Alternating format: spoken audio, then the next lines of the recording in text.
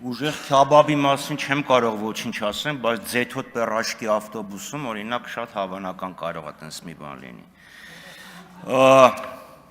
Հա մենք մեր դարդը չենք լացում, մենք ընտրությունների դարդն ենք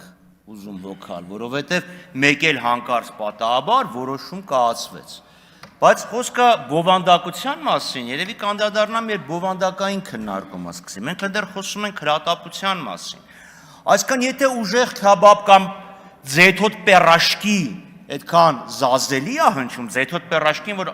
հատկապես զզվելի է հնչում, այդ դեպքում պետք է դա շուտ բերել։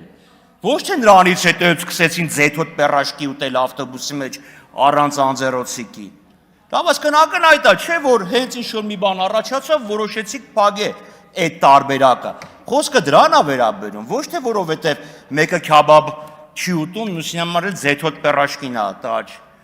Բայց Տիկին Վարդանյան, այո, սա փնթի, խայտառակ, զզվելի աշխատավոճ է, ոչ պրոֆեսիոնալ կառավարության կողմից։ Եթե ձեր տրամաբանությամբ առաջնորդվենք, կառավարությունը հարցման ձևով քվեարկության տարբերակ ունի։ Դե որ նախարարությունը հենց բանաձևը կառավարության որոշման նախագիծ ունի, թող դնի հարցման ձևով շրջանառի, դրական պատասխանը ստանա, գա ազգային ժողովն է պերմանենտ կաշխատի։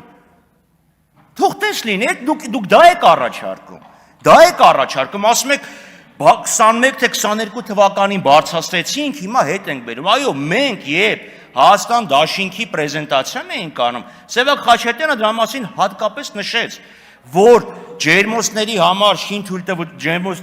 շինթույլտվության գումարը սարսափելի թանկ է, սարսափելի բարձր է, լավ է որ կառավարությունը հասկացավ, ընդունեց այդ քննադատությունը, բայց վատ է, որ այսքան ձգեց, որովհետև Սևակ Խաչատրյանը դրա մասին խոսած մարտի 16-ին, մարտի 17-ին ասա շուրջ արդեն աշխատանքները պետքա լինեին, որ նախորդ քարորյային սա ընդունվեր, մին են գափոխեք իմ խոսքերը։ Պարոն Խաչատրյան, բայց պերաշկի անուն չկա, որքանով ես գիտեմ, չէ՞, մենք անուններ ենք։ Չէ, բայց ստյոպի մասը բաց եք թողում, ստյոպի մասը բաց եք թողում, ու որ ՍՊԸ-ն կարա Ռուսաստանում գրանցված լինի, էդ էլ եք բաց թողում։ Իշխող